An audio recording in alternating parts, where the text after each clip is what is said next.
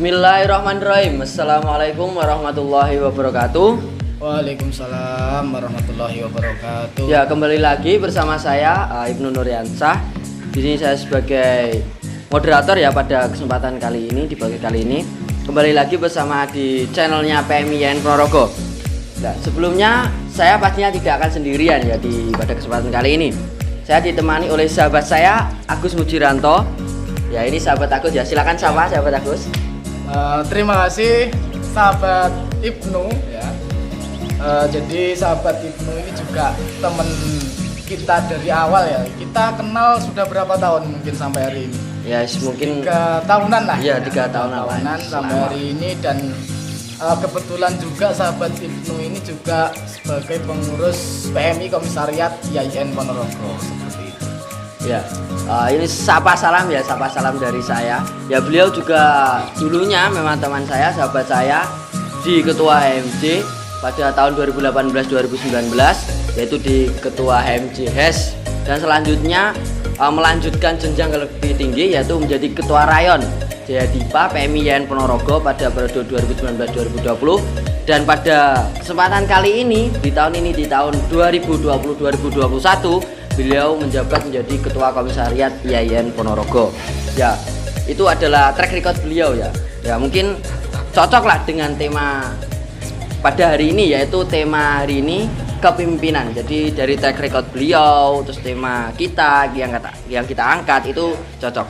Ya, mungkin itu ya sedikit track record dan juga tema. Mungkin saya ingin berdiskusi santai. Bahwasanya menurut pandangan sahabat Agus ini terkait kepemimpinan itu apa sih kepemimpinan? Ya, jadi kepemimpinan ya. Jadi kepemimpinan itu sebetulnya ini kalau dari beberapa pengalaman ataupun beberapa materi yang pernah waktu itu saya dapatkan lah ya, seperti itu, bahwasanya kepemimpinan itu terbagi menjadi 2, sahabat. Yang pertama itu kepemimpinan ini sebagai proses. Nah, kepemimpinan itu sebagai proses. Kemudian yang kedua ini kepemimpinan sebagai seni. Nah, kepemimpinan sebagai proses ini adalah suatu usaha yang ini terencana, kemudian dengan fasilitas dan sarana dan prasarana yang khusus. Itu kalau kepemimpinan Proses ya tadi. Secara proses. Kemudian kepemimpinan yang ini dikatakan sebagai seni ini adalah kecakapan manusia, kecakapan seseorang yang dimana ini untuk menggerakkan, untuk mempengaruhi manusia, untuk mempengaruhi sekelompok orang untuk mewujudkan tujuan ataupun cita-cita tertentu. Itu.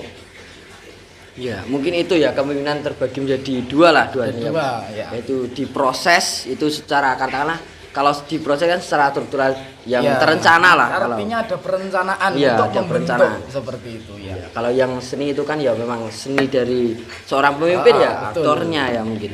Ya, itu mungkin sedikit ya terkait kepemimpinan dari sahabat Agus. Mungkin dengan banyaknya pola kepemimpinan, gaya kepemimpinan, bentuk kepemimpinan, dan terjadi banyaknya masalah. Ini menurut sahabat Agus sendiri ya, kepemimpinan yang ideal itu yang seperti apa? Baik, kepemimpinan yang ideal. Nah, jadi banyak sekali teori-teori, kemudian pandangan-pandangan, gagasan-gagasan yang ini merumuskan tipe ataupun klasifikasi pemimpin yang ideal itu seperti apa. Nah, contoh misal ketika kita tarik di secara perspektif Islam. Jadi kalau perspektif Islam ini seringkali beberapa gagasan ini mengungkapkan teori ala kepemimpinan ala Rasulullah. Contoh misal, kepemimpinan ala Rasulullah. Jadi Rasulullah ini menjadi uswatun hasanah. Maka kemudian ada beberapa ketika ini ditarik di wilayah kepemimpinan, ada beberapa hal yang itu ya mendasari beberapa orang, beberapa kelompok bahwasanya ini menjadi ideal seorang pemimpin, sifat idealnya seorang pemimpin. Ada 4 kalau ala Rasulullah ini yang pertama sidik. Nah, sidik ini adalah jujur. Jadi kejujuran. Kemudian yang kedua ini tablik. Tablik ini adalah menyampaikan, ya. Jadi menyampaikan. Kemudian amanah ini dapat dipercaya. Amanah. Kemudian yang terakhir fatonah. Nah, fatonah ini adalah sifat cerdas. Seperti itu. Nah, ini kalau kita tarik ke wilayah perspektif Islam yang ini sering kali digunakan sebagai landasan-landasan ataupun tipe kepemimpinan seperti itu. Ya mungkin itu ya. Jadi gaya menurut sahabat Agus ini gaya kepemimpinan yang ideal itu yang ala Rasulullah ya. Ya tapi saya rasa menurut analisis juga seperti itu, bahwasanya pemimpin yang ideal itu ya seperti itu, memenuhi 4 sifat dari Rasulullah tadi memang. Kalau dibenturkan dengan kondisi saat ini memang sangat dibutuhkan seperti sifat-sifat Rasulullah dalam memimpin itu ya. Ya mungkin itu ya. Jadi katakanlah ini ya sahabat Agus sudah lama berkecimpung di dalam dunia kepemimpinan ya, khususnya menjadi pemimpin ya selama tiga kali kepengurusan menjadi pemimpin walaupun dalam jenjang yang berbeda. Mungkin sedikit analisis ada masalah, katakanlah ada sebuah permasalahan ya ini dari 2 kubu dan itu di dalam satu rumnan organisasi ya. Itu entah kita lupakan ya terkait permasalahannya apa ya. Itu cara mengatasi menurut sahabat Agus itu gimana sih solusinya? Nah ini menjadi tantangan tersendiri ya, ketika menjadi seorang pemimpin itu sangat unik sebetulnya. Kalau ini menurut saya sangat unik sekali dan sangat menantang. Nah, maka kemudian permasalahan yang sahabat Ibnu tadi sampaikan itu ya ini sebuah permasalahan yang biasa saya rasa. Karena dalam sebuah organisasi, baik organisasi masyarakat, organisasi mahasiswa, nah ini tentunya problematika, kemudian permasalahan-permasalahan khususnya ini adalah di wilayah contoh misal perbedaan pendapat lah, ya kan? Perbedaan pendapat ini menjadi hal yang biasa sebetulnya ketika dalam organisasi. Cuman ini ketika kemudian seorang pemimpin ini menyikapi, ini tentunya harus berdasarkan beberapa analisis. Nah, harus juga berdasarkan beberapa pemahaman. Karena ya lagi-lagi kita dihadapkan dengan bermacam-macam sifat karakter ya. Karena ya dalam organisasi tentunya juga banyak sekali lah sudut pandang, gagasan, ide dan lain sebagainya. Nah, maka hal yang perlu harus kita sadari bersama bahwasanya perbedaan yang ada di dalam organisasi ini wajar. Tetapi sudut pandang, perbedaan, gagasan, problem dan sebagainya ini yang terpenting kuncinya adalah kita harus kembali ke nilai dasar ataupun ke nilai tujuan-tujuan dari organisasi tersebut. Nah, maka ketika ini dirasa, ketika kita kembalikan ke nilai dasarnya organisasi, sekiranya ini ternyata keluar enggak dari garis-garis ya kan, kemudian ini keluar enggak dari tujuan-tujuan organisasi, maka sekiranya keluar, nah ini kita harus mencoba mencarikan bagaimana solusi yang harus kita berikan. Nah, ini menjadi tantangan sendiri bagi seorang pemimpin. Itu ya mungkin itu ya istilahnya dalam mengatasi hal tersebut adanya 2 perbedaan pendapat ya, itu kan tetap kita satu barisan satu cita ya. Jadi cita-cita kita bersama harus kita sokong bersama, bahwasanya kalau kita mengaca tujuannya kan tidak akan jauh ya, walaupun terdapat dialektika memang. Kalau dari kerangka teori kan paradigma dari masing-masing orang kan berbeda. Ya mungkin itu ya sedikit caranya seperti itu ya. Iya, yang penting yang jelas apapun yang dilakukan, apapun yang kita laksanakan ini kita tidak keluar dari yang namanya real organisasi. Yang penting itu. Ya memang nggak boleh ya. Jadi nggak boleh sampai terjadi nanti keluar dari organisasi itu termasuk keputusan yang salah berarti ya. Keputusan yang kurang tepat dan salah juga. Seperti itu. Cuman ya lagi-lagi kita harus bagaimana kita mengkondisikan, kita mengkontrol, kita memanajer, kemudian kita memberikan motivasi, masukan kepada anggota ataupun kepada ya sekelompok yang ada di organisasi tersebut. Motivasi itu harus tetap ya. Jadi seorang pemimpin itu harus mempunyai banyak-banyak karakter dan banyak sifat ya untuk menyikapi hal tersebut. Betul. Ya mungkin sahabat Agus ya, ini saya beralih ke segmen selanjutnya, bahwasanya kalau mungkin pengalaman dari sahabat Agus sendiri ya selama menjadi seorang pemimpin. Ya pasti ada lah. Yo nek sing pahit, yo nek sing elah. Ya. Namanya pengalaman kan pasti ada yang baik maupun yang buruk. Ya mungkin bisa diceritakan sedikit terkait mungkin pengalaman manis ataupun pengalaman pahit atau bahkan sampai pengalaman konyol lah. Mungkin kalau ada ya gak apa silakan. Kita sharing-sharing bersama lah. Jadi kalau berbicara ke pengalaman mungkin mulai di SMA ya, di MA waktu itu saya ikut organisasi di SMA itu kelas 2 saya di MA di Aliyah. Di Aliyah kelas 2 itu saya ikut organisasi masyarakat. Nah ini di Ansor Banser. Nah waktu itu saya sebetulnya sebelumnya saya ya masih ini, artinya ketika ikut organisasi hanya sebatas ikut-ikutan sebetulnya. Kalau misalkan di sekolah dasar ini sudah ada yang pramuka sebetulnya, cuman waktu itu ya saya masih ngikut ya kan, diajak Bu Guru, Pak Guru kegiatan ini ngikut, cuman itu.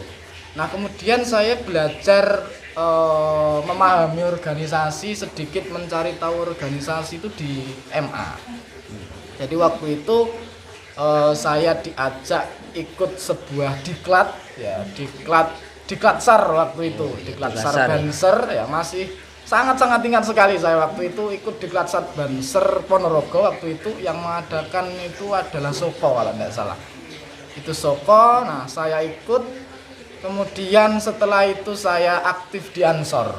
Nah di Ansor saya kan dari Selaung ya, Selaung. Saya aktif waktu itu di organisasi di Ansor PAC Selaung. Nah itu saya awal-awal belajar organisasi di situ.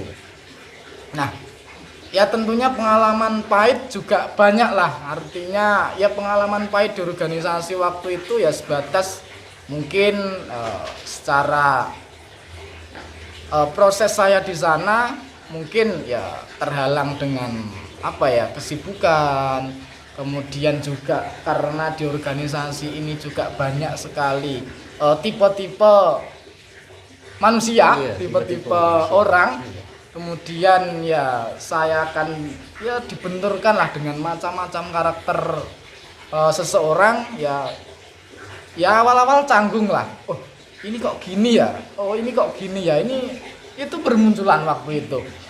Oh ternyata kamu kok kayak gitu ya, oh ternyata dia kok kayak gini ya. Nah itu awal-awal kesannya kan seperti itu.